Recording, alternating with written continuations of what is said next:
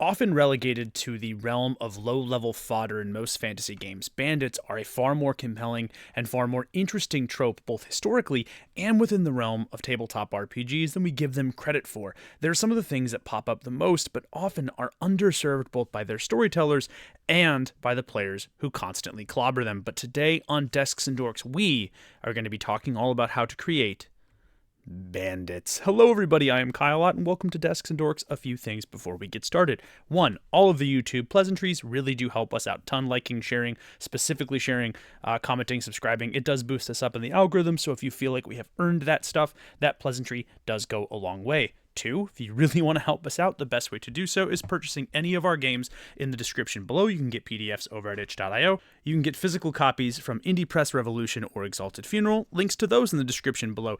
Lastly, but most importantly, we will be at a convention. So if you want to come to Save Against Fear in York, Pennsylvania, it runs November 8th through the 10th over at the York Expo Center.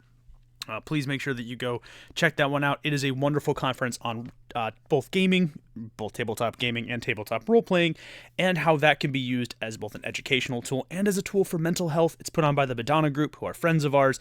Great, great, great.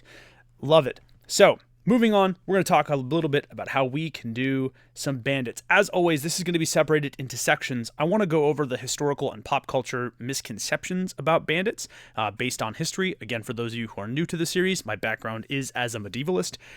We want to talk about uses and instances of real-life bandits and banditry and how to implement them into your TTRPGs. Some of you, actually a lot of you, have said that you like the Q&As at the end. So if you voted in our community poll or you're a member of the Desks and Dorks Discord and you posted questions or comments, concerns, things that you want me to cover, a lot of times I will cover them in the Q&A section at the end of these videos. Also, one important caveat, although my background is as a medievalist, that's what my degree is in, it's in medieval history, I do have backgrounds in other historical time periods, and I did a bunch of research for this because bandits often cover a wide range of cultural and historical inspirations, and as such, it was more appropriate for me to cast a wider net than usual. I will still be primarily using medieval sources and medieval research to talk about bandits and banditry at large. However, it is important for me to make note that I did bring in quite a few other historical time periods and historical inspirations for us to talk about bandits. And there's one more important thing we have to talk about before we dive into the bandits, and that, of course, is safety tools. So, in my research on bandits, there are quite a lot of horrible, horrific things that these groups did. Some of them rhyme with sexual basalt, for example. That comes up quite often in the readings on historical bandits. If you are a person who likes your stuff dark and brutal, and you want to shall we say, lean into some of the more historically accurate things that bandits would have done or were capable of doing, it is essential, in my mind, that you use some safety tools. So, apparently some people didn't like the last checklist that we did, so this is a different checklist. This is something that I would include in your session 0 for your role-playing games.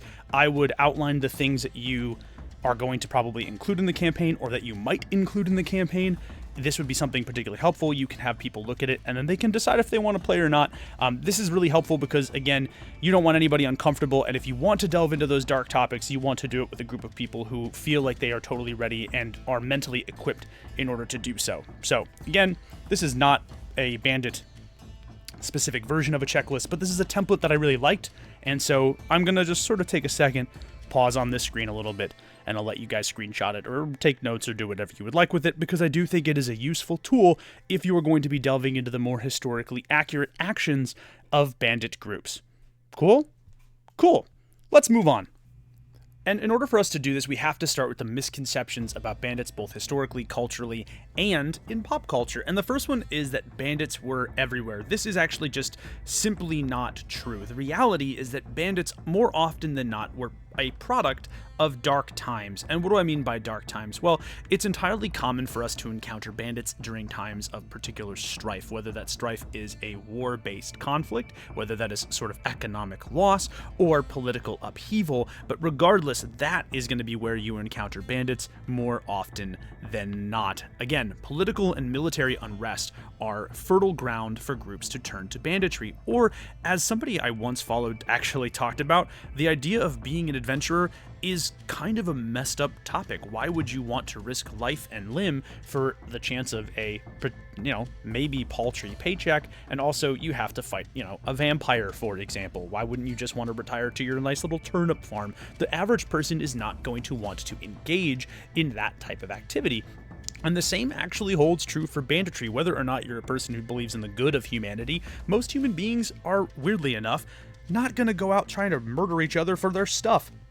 This really only springs up during times of desperation, and there's a couple different ways these will look at, and I'm going to actually kind of break down the different types. The most common one historically is deserters from a defeated army. Remember, when we are talking about bandits and banditry, one of the things that comes up, particularly in the Middle Ages, is a lack of equipment. And where would you get a lot of equipment? Either provided for you by the government that you are fighting for, or scavenged from your defeated foes during wartime. And so arguably the most common and widely spread bandit group were deserters from an army. I have included a picture of soldiers from the English Civil War, which obviously is not in the medieval period, but it's actually one of the biggest periods of banditry in English history, which is interesting because, again, you had two different sides, all of whom were bristling with weapons. Everybody was ticked off, and if you lost, if your contingent got separated or wiped out, and you had, a handful of soldiers and all of these weapons, and you couldn't go back home because either your home was taken over by the enemy or you had no home to go back to,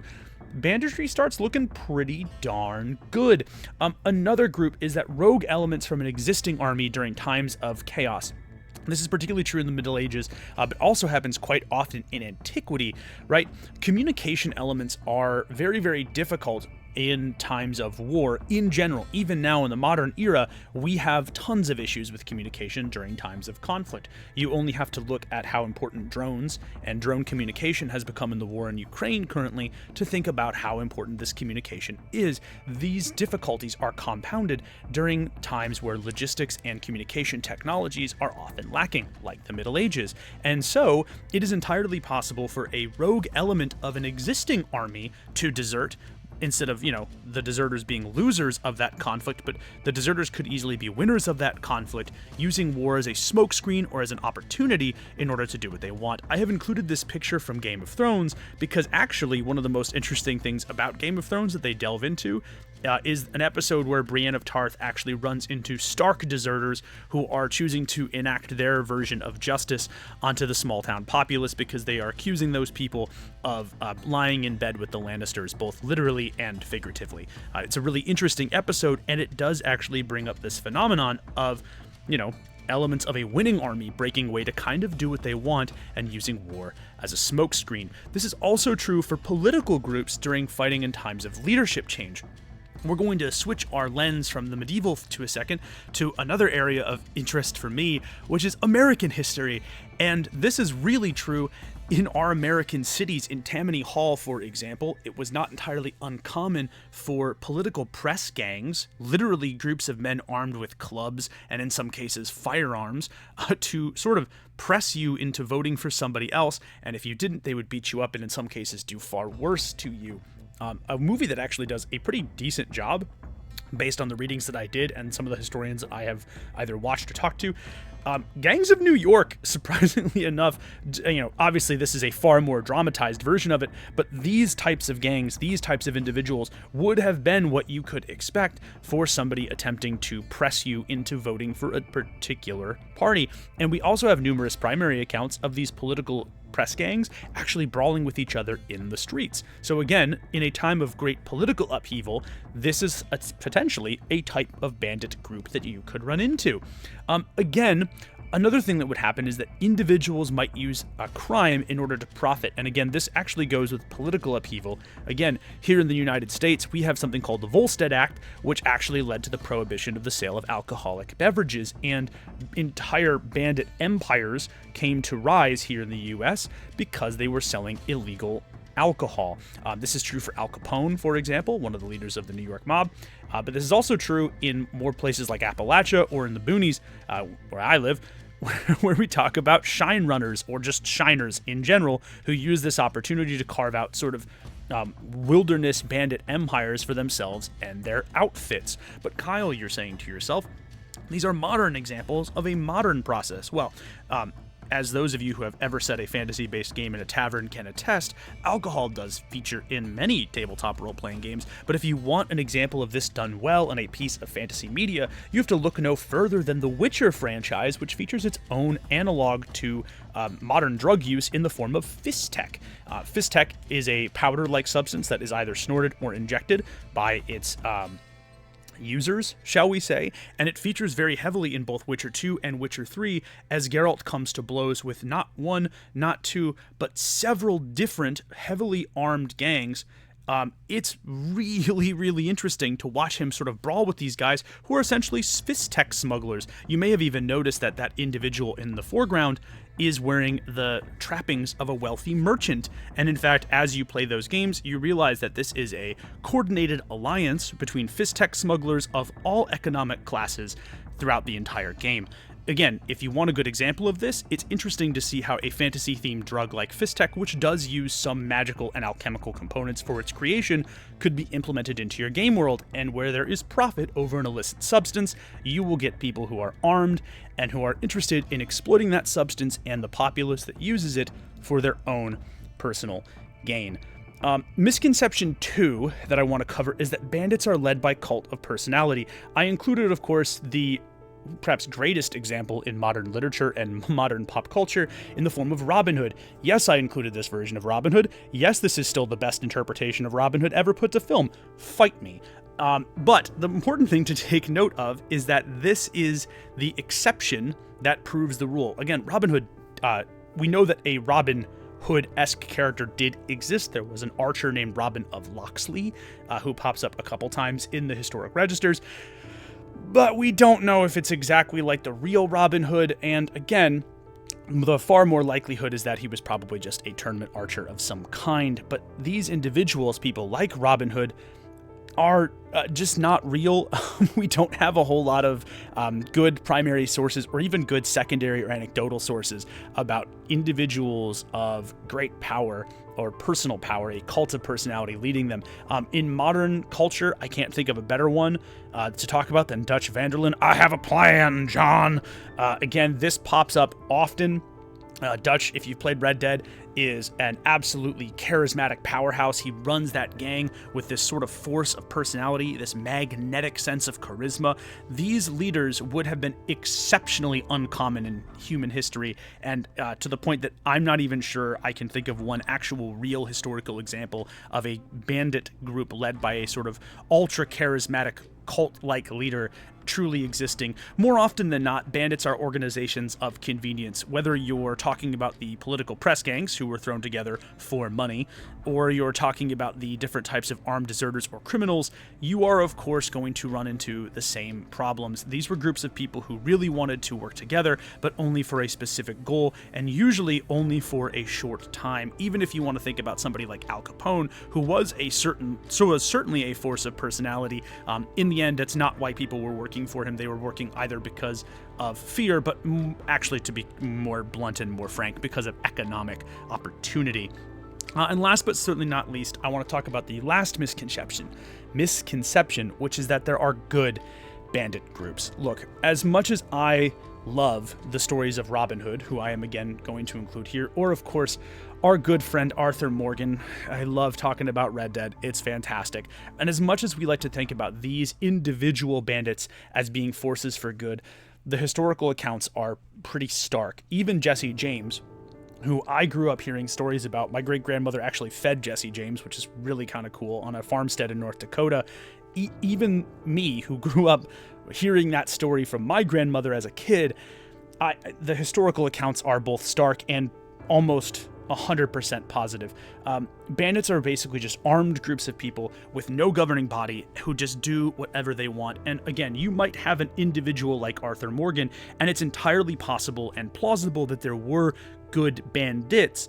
The odds of there being a good bandit group, or at least the findings of there being a good bandit group, are simply non-existent. And I'm left with the conclusion, much like I was with our town guards, that when you give a small group of a populace a ton of weapons, the autonomy to do whatever they want with those weapons, and then you isolate them from a community and the community values, it doesn't go very well for anybody involved. And so that's going to be where we leave it at that in terms of that misconception. However, I do want to bring one more thing up, and that is the Skyrim bandits are actually not that bad in terms of realism for a grounded fantasy. If we think about the Skyrim bandits, they take place during a time of both military and political upheaval. Check. They are loosely organized and scattered. Again, they have quote-unquote leaders, but they are not usually leaders of personality. It's more of a group brought together by opportunity. They use gear that has been scavenged from other resources and other places. And again, they're not good people. They're just people who have, for the most part, taken an opportunity to engage in banditry because there are few options, either because their homes were destroyed or because they are violent opportunists who are using this as a chance to get what they want.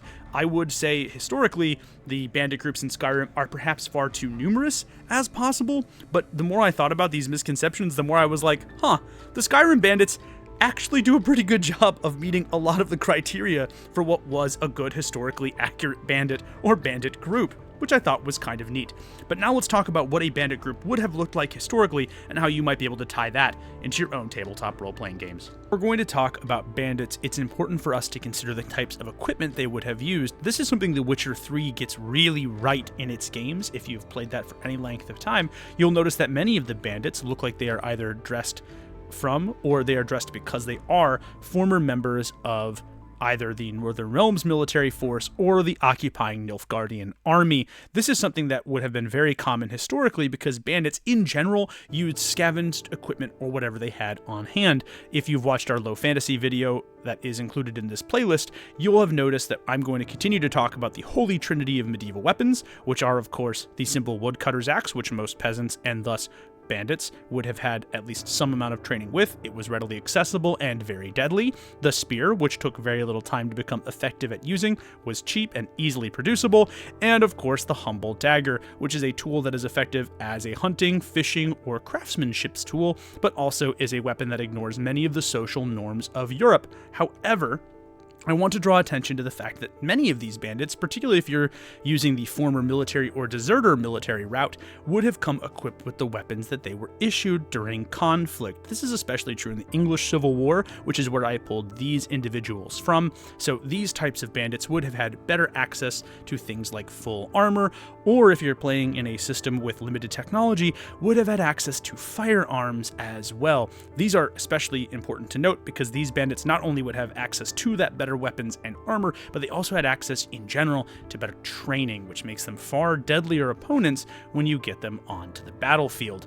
If you don't want to use the English Civil War as your sort of building block or foundation to build your fantasy bandits on, I actually think that the Cities of Sigmar range from Warhammer does a very good job at sort of painting a picture of what a deserter or disgraced military veteran type of bandit might look like or might try to employ. I think this is a very good and very interesting kit that fits a lot of our, so shall we say, more historical parameters for creating accurate bandits. But beyond the equipment, we have to talk about tactics and their personality as groups. And I say personality because it's important for us to consider that bandits really only have two things on their mind, and that's opportunity and cowardice. These are the two watchwords or the two defining traits that I would use to define your bandit groups. Opportunity, these are individuals who have been brought together because they see a chance to gain money, land, stability, survival. But either way, they're banded together in order to gain those kind of opportunities. And cowardice, they are not individuals that are going to stand up and have a real stand-up fight. They are going to break, they are going to run, and they are going to flee at the first sign of trouble against the players. When this opportunity comes up, we have to talk about, of course, wealth, something that many of these bandits would have been trying to gain, either in the form of coin, magic items, salt if you're using my wonderful desert currencies that we talked about in our currency video, but some of them are certainly in it for wealth, but a lot of them are in it for the simple things, in this case, food, and of course, shelter. Banditry, for many, is a way to survive an otherwise harsh time. Remember, it's a reason, or there is a reason, I should say, that bandits will pop up in times of political and military upheaval more so than any other time during a nation's history. It's an important thing to take note of.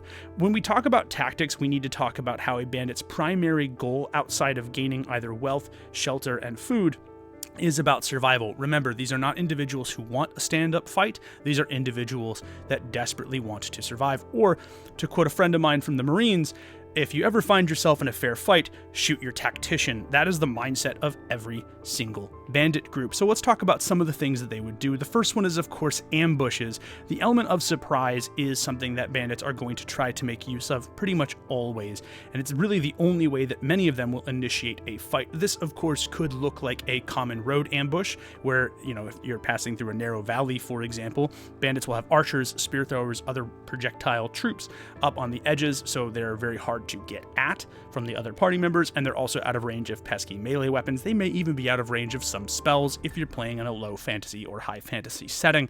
This is, again, the bread and butter of most bandit troops, but this could also come into play during times of, shall we say, peace or festival. It's entirely plausible that a group of bandits might disguise themselves as common revelers in a feast or a festival, and then all of a sudden produce hidden weapons, shout out to our daggers, and then attack from there. The element of social surprise in that case makes for a very fitting ambush.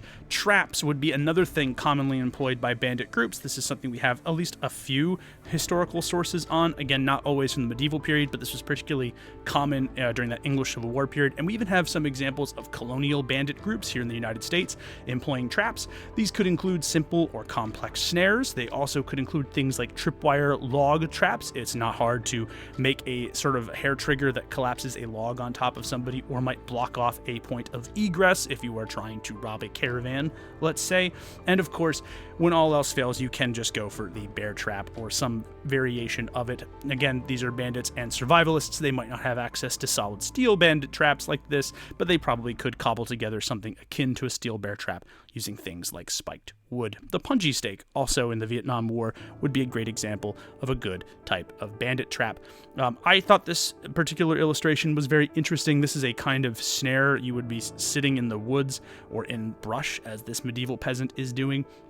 You would have tripwires essentially gone, and then you would wait for the pheasants to go for the grain or for whatever loose food that you have thrown. You would release the tripwire, which would then collapse those two nets on top of them. I've also seen one that shoots like a sort of like, not piano wire, but shoots like a piece of sharp steel in that general direction, although that's far more bloody, and depends on the purpose of this trap. But I did think this one was particularly interesting, and it isn't very far-fetched to see how someone could adapt this to work on anti-personnel or to work in the middle of a bandit ambush. But of course, we also have to talk about hit and run tactics. This is the main reason that a bandit camp or a bandit group gets to live to fight another day.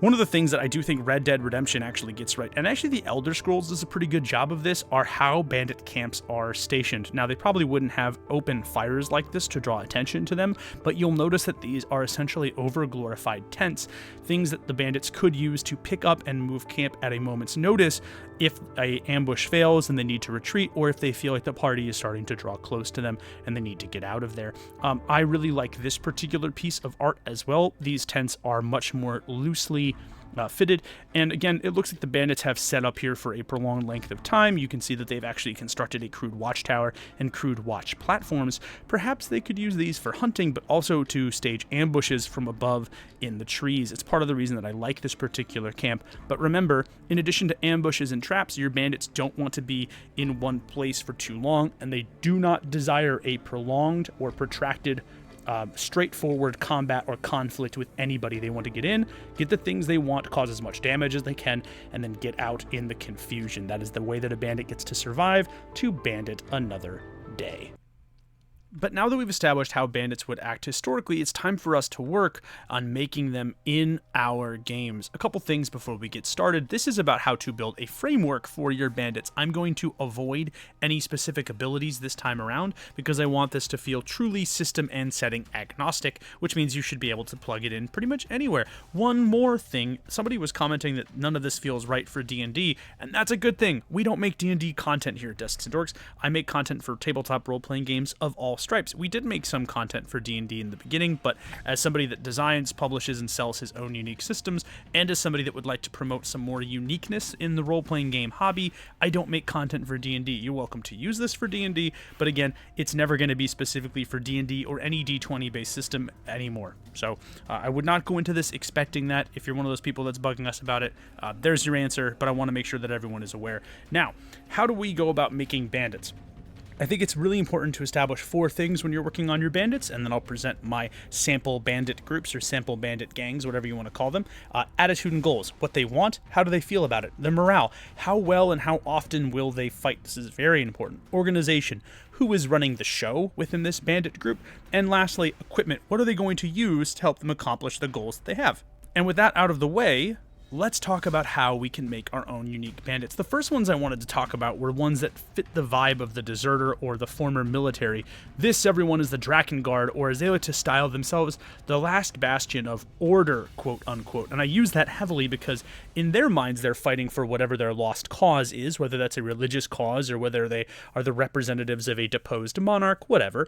But in reality, they're just heavily armored bullies, which is exactly what would have happened to those deserters and to those break off or splinter elements of an existing standing army. Historically, they might have styled themselves as something a little bit better, but let's be real for a second. We know exactly why they're doing what they're doing, and it's for profit or survival. The Drakengard is heavily armed and armored. Think, at the very least, breastplate, splint mail, gambesons, the whole 9 yards. They have a decent level of organization because they have maintained some of their officers. Now, again, as deserters or as a splinter group, I don't know how good these officers would be, but they're certainly better than having no organization at all.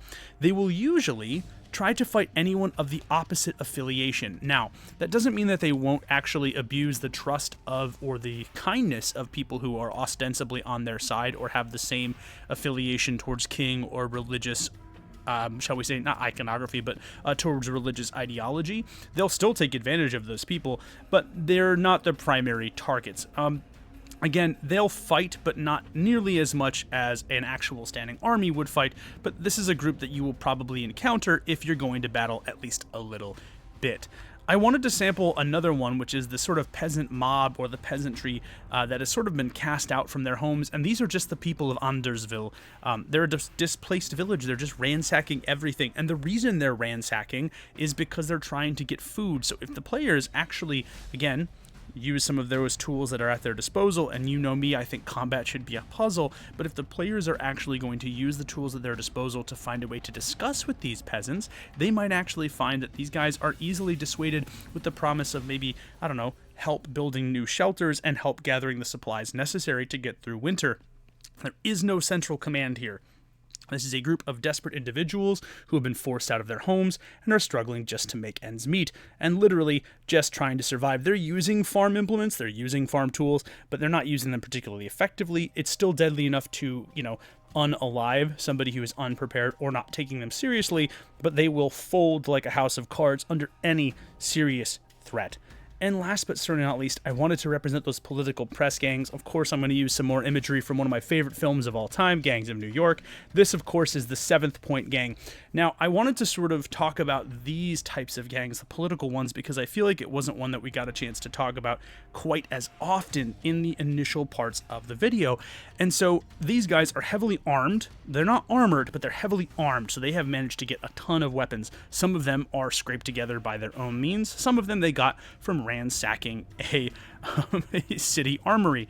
Their officers are composed, again, officers in quotes, are composed by some of the longest serving members of the gang or of the community, and they're radicalized, and which means that, although they don't have a lot of armor or formal training, their morale is incredible. It means that these people are sort of fighting for what they believe is their way of life, and they will violently press back on anything they think either infringes on that way of life or outright threatens it. So this is something that you will come across with this particular type of gang, and actually I didn't get a chance to talk about it, but religious groups as well, or religious gangs, were fairly common as well at certain points in human history.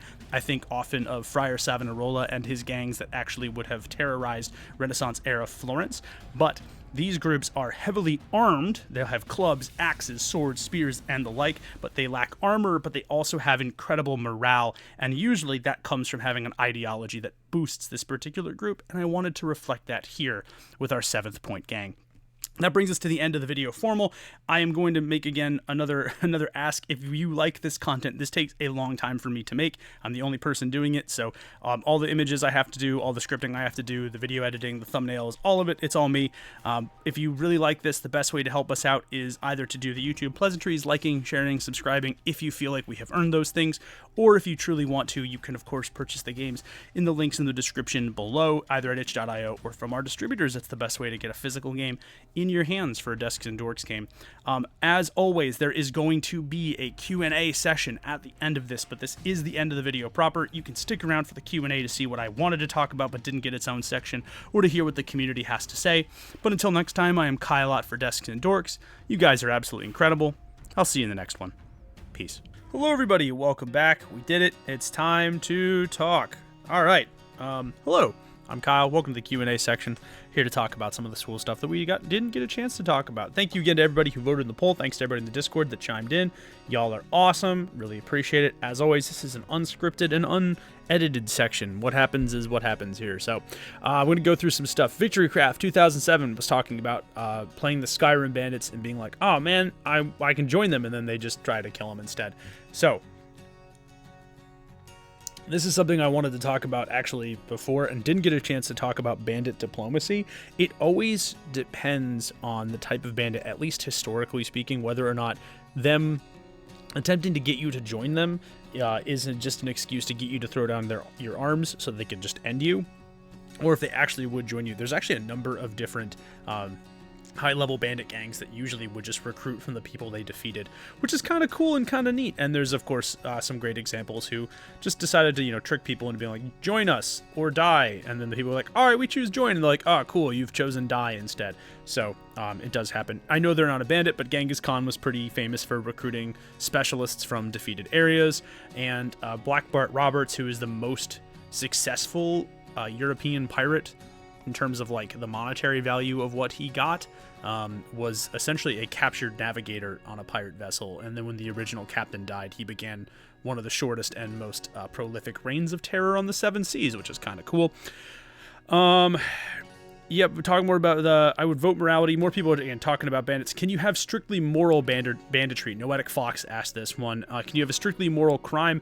The answer is yes. But I don't think that happens historically, because if you're doing crime for a certain reason, you're not really a bandit. Usually, at least for me, when I think of this, I think of the strikers here in the United States during the U.S. labor movements, who essentially armed and armored themselves in order to just basically just shoot at wealthy factory owners and stop people from breaking strikes. But they weren't really bandits. They were people doing an immoral thing, right? You shouldn't shoot at people. At least I think we can all agree that is a decently moral thing to say.